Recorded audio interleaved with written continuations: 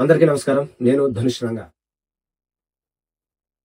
26 November 2008 ఆ రోజు భారతదేశంతో పాటు ప్రపంచం మొత్తం ఒక్కసారిగా ఉలిక్కిపడింది.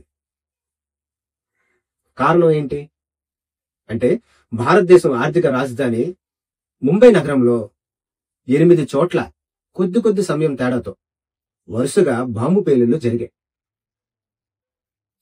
ఈ రోజుకి ఆ దురదృష్టకరమైన భీకర సంఘటన జరిగి సరిగ్గా 17 సంవత్సరాలు అయ్యింది. ఈ ముంబై నగరంలోని పేలుళ్లు సంభవించిన ఆ 8 ప్రదేశాలు ఏంటి అంటే, Chhatrapati Shivaji terminal, Oberoi Trident, Taj hotel, Leopard cafe, Cama hospital, యూదుల ప్రార్థనా మందిరం గల Nariman house, metro cinema hall, అలాగే టైమ్స్ ఆఫ్ ఇండియా భవనం గల వెనక వీధిలో ఈ 8 పేలుళ్లు జరిగాయి. అయితే ఇవే కాక మరికొన్ని చిన్న పేలుళ్లు కూడా జరిగాయి.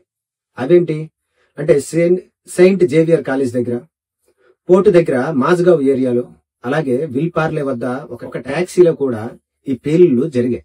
ఆ రోజు జరిగిన ఆ పేలుళ్ల దాడుల్లో దాదాపు 170 మంది వరకు చనిపోగా 300 మందికి పైగా గాయపడ్డారు. పాకిస్తాన్ నుంచి లష్కర్ టెర్రరిస్టులు 10 మంది సముద్ర మార్గం గుండా ముంబైలో చొరబడి ఈ విధ్వంసాన్ని సృష్టించారు.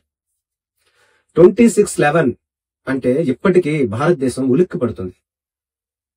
భారతదేశంలో టెర్రరిస్టు దాడులకు హిందువులే కారణమని నిరూపించడానికి కాంగ్రెస్, కొందరు అధికారులు, పాకిస్తాన్ కలిసి చేసిన దారుణమైన కుట్ర ఇది అని కొంతమంది నిపుణుల అభిప్రాయం. 2004 నుంచి 2014 మధ్య ఈ 10 సంవత్సరాల కాలంలో యూపీఏ ప్రభుత్వ హయాంలో భారతదేశంలో బాంబు దాడికి గురికాని ఒక పెద్ద నగరము ఒక్కటంటే ఒక్కటి కూడా లేదు. అదే ఆశ్చర్యం. కొన్ని పెద్ద నగరాల్లో అంటే ముంబై, ఢిల్లీ, బెంగళూరు, హైదరాబాద్ వంటి పట్టణాల్లో అయితే 2-3 పెద్ద బాంబు దాడులు ఆ సమయంలో జరిగాయి. కొన్ని వందల మంది ఆ దాడుల్లో చనిపోగా మరికొన్ని వందల మంది శాశ్వత వికలాంగులుగా మిగిలిపోయారు. మరి 2014 నుంచి 2024 ఈ 10 సంవత్సరాల కాలం తీసుకుందాం. ఈ 10 సంవత్సరాల కాలంలో కూడా అదే పోలీస్ వ్యవస్థ, అదే ఇంటెలిజెన్స్ వ్యవస్థ, అయినా దేశం నడిబొడ్డున ఉన్న పెద్ద ఏ నగరాన్ని కూడా మీరు తీసుకోండి, ఒక్కటంటే ఒక్క బాంబు దాడి జరగలేదు. కారణం ప్రస్తుత మోడీ ప్రభుత్వం ఇంటెలిజెన్స్ వారికి ఇచ్చిన పూర్తి స్వేచ్ఛ. అలాగే ఈ ఇంటెలిజెన్స్ వ్యవస్థలో గాని, పోలీస్ వ్యవస్థలో గాని రాజకీయ జోక్యం అస్సలు లేకుండా చేసింది ప్రస్తుత ప్రభుత్వం. గతంలో యూపీఏ ప్రభుత్వం టైంలో ఇంటెలిజెన్స్ వారికి ఏదైనా ముందస్తు సమాచారం వస్తే దానిని ఆధారం చేసుకుని అరెస్టులు చేస్తే మైనారిటీ ఓట్లు పోతాయనే కక్కుర్తితో, భయంతో కాంగ్రెస్ నాయకులు ఆ అరెస్టులను అడ్డుకోవడము లేక అరెస్టు చేసిన వారిని విడిచిపెట్టడము చేస్తూ ఉండేవారు. కానీ ఇప్పుడు పరిస్థితి పూర్తిగా దానికి భిన్నంగా మారింది. కానీ ఇప్పుడున్న బీజేపీ ప్రభుత్వం పోలీసు వ్యవస్థలో, ఇంటెలిజెన్స్ వ్యవస్థలో రాజకీయ జోక్యం చేసుకోకపోవడం వల్ల సెక్యూరిటీ అధికారులు అనుమానితులను అరెస్టు చేస్తున్నారు. వారిని విచారించి మరింత సమాచారాన్ని సేకరిస్తున్నారు. ఆ సమాచారంతో మరిన్ని అరెస్టులు చేస్తున్నారు. ఇలా ఎప్పటికప్పుడు అప్రమత్తంగా ఉంటూ దాడులు చేస్తామనుకునే వారిలో ఒక భయాన్ని పుట్టించి అసలు భారతదేశంలో దాడులు అనేవి జరగకుండా ప్రజలను రక్షిస్తున్నారు. పాకిస్తాన్ గతంలో లాగా భారతదేశం మీద ఏవైనా దాడులు చేస్తే భారతదేశం మన మీద సర్జికల్ దాడులు చేస్తుందేమో అన్న భయం పాకిస్తాన్ సైన్యంలో, అక్కడున్న పాక్ రాజకీయ నాయకులలో కూడా కలిగించింది ప్రస్తుత బీజేపీ ప్రభుత్వం. అందుకే మన భారతదేశంలో బాంబు దాడులు చాలా అంటే చాలా వరకు తగ్గాయి. ఇంత పెద్ద దేశంలో అంతర్గత భద్రతా వ్యవస్థ నిర్వహించడం చాలా కష్టమైన పని. ఇంకా ఈ వ్యవస్థలో రాజకీయ జోక్యం ఉంటే ప్రజల ప్రాణాలు గాల్లో ఉన్నట్టే. సరిగ్గా సోనియా గాంధీ యూపీఏ ప్రభుత్వంలో జరిగింది ఇదే. అందుకే యూపీఏ టైంలో అన్ని బాంబు దాడులు జరిగాయి. ఇదేదో కాంగ్రెస్ ప్రభుత్వం మీద చేస్తున్న ఆరోపణ కాదు. యూపీఏ ప్రభుత్వంలో హోమ్ మినిస్ట్రీలో ఉన్నత పదవిలో పనిచేసిన ఆర్వీఎస్ మనీ చేసిన భయంకరమైన ఆరోపణ.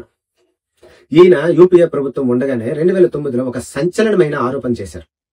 అదేంటంటే, నాదెండ్ బాంబు దాడుల తర్వాత సెక్యూరిటీ విషయాల మీద ఒక మీటింగ్ జరిగింది. దానిలో అప్పటి హోంమంత్రి శివరాజ్ పాటిల్, దిగ్విజయ్ సింగ్, హేమంత్ కర్కరే ఇలాంటి వారందరూ ఉన్నారు. సంజౌతా, మలేగాం, మక్కా మసీదు ఇలాంటి దేశంలో జరుగుతున్న పెద్ద పెద్ద బాంబు దాడుల వెనక ఈ దేశంలో ఉండి పాకిస్తాన్ సహాయం పొందుతున్న ఇస్లామిక్ తీవ్రవాదుల మాడ్యూల్ ఉన్నాయి అని ఆయన మీటింగ్ లో చెప్పారు. కానీ వారి మీద యూపీఏ ప్రభుత్వం ఎటువంటి చర్యలు తీసుకోలేదు. ఎందుకు అంటే రాజకీయంగా ఇబ్బందులు వస్తాయి. యూపీఏకు రాజకీయంగా ఇబ్బందిగా పరిణమించడంతో ఈ దాడులను హిందుత్వవాదులు లేదంటే సాఫ్రన్ టెర్రర్ దాడులుగా చూపించమని హోమ్ మినిస్ట్రీ అధికారులపై ఒత్తిడి తెచ్చారట. అది చేయడానికి మణిగారు ఒప్పుకోకపోవడంతో ఆయనకు చాలా ఇబ్బందులు సృష్టించారట. ఇది రాజకీయ విశ్లేషకుల అభిప్రాయం. అంతేకాక ఇంటెలిజెన్స్ వాళ్ళు ముందస్తు సమాచారంపై అనుమానిత ఇస్లామిక్ తీవ్రవాదుల అరెస్టులు అడ్డుపడడం లేదా అప్పుడప్పుడు అరెస్టు చేసిన వారిని విడిచిపెట్టమని రాజకీయ ఒత్తిళ్లు తెచ్చేవారు. అప్పట్లో యూపీఏ నేతలు అందరూ హిందూ టెర్రర్, సాఫ్రాన్ టెర్రర్ పదాలు విపరీతంగా ఉపయోగించేవారని మీకు ప్రత్యేకంగా గుర్తు చేయాల్సిన అవసరం లేదు. అప్పట్లో ఒక పద్ధతి ప్రకారం హిందూ టెర్రర్ అనే పదం సృష్టించారు. దానికి విపరీతమైన ప్రచారం కల్పించారు అని అదే మణిగారు ఒక కార్యక్రమంలో చెప్పారు. అంతేకాదు అజ్మీర్ దర్గా, మక్కా మసీద్, సంజౌతా ట్రైన్ బ్లాస్ట్ కేసులో సిబిఐ కొందరు ఇస్లామిక్ తీవ్రవాదులను అరెస్టు చేస్తే ఎన్ఐఏ రంగంలోకి దిగి సిబిఐ అరెస్టు చేసిన వారు కాదు అని చెప్పి స్వామి ఆసిమానంద్, సాధ్వి ప్రజ్ఞ, కల్నల్ పురోహిత్ ని అరెస్ట్ చేశారు. అంతేకాదు యూపీఏ టైంలో కేంద్ర కేబినెట్ కి సలహాలు ఇవ్వడానికి అనే నెపంతో రాజ్యాంగంలో ఎక్కడా చెప్పని ఒక రాజ్యాంగేతర శక్తి ఎన్ఏసి అంటే నేషనల్ అడ్వైజరీ కౌన్సిల్ సోనియా అధ్యక్షతన తయారు చేసి దానిలో కరుడు గట్టిన వామపక్ష సానుభూతి పరులు అంటే అరుణారాయ్, హర్షమండర్, యోగేంద్ర యాదవ్ వంటి వారితో ఆ కమిటీని, ఆ కౌన్సిల్ ని నింపేశారు. ఈ అరుణారాయ్, హర్షమందర్ ముంబై దాడులు చేసిన కసబ్ కి క్షమాభిక్ష పెట్టాలి అని కూడా ఒక భారీ క్యాంపెయిన్ ని నడిపారు. మనం ఒకసారి ఈ విషయాలన్నీ పరిశీలిస్తే రాజకీయాల కోసం దేశం ఎంత ప్రమాదంలోకి నెట్టబడిందో మనకు అర్థమవుతుంది.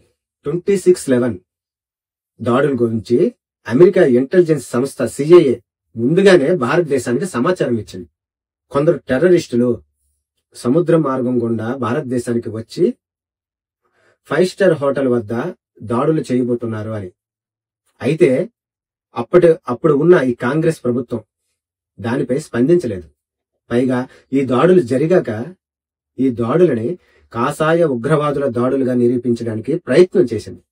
ఎలా అంటే ఈ దాడుల ముఖ్య సూత్రధారి కసబ్ తన చేతికి కాషాయ రంగు తాళ్లు కట్టుకున్నాడు.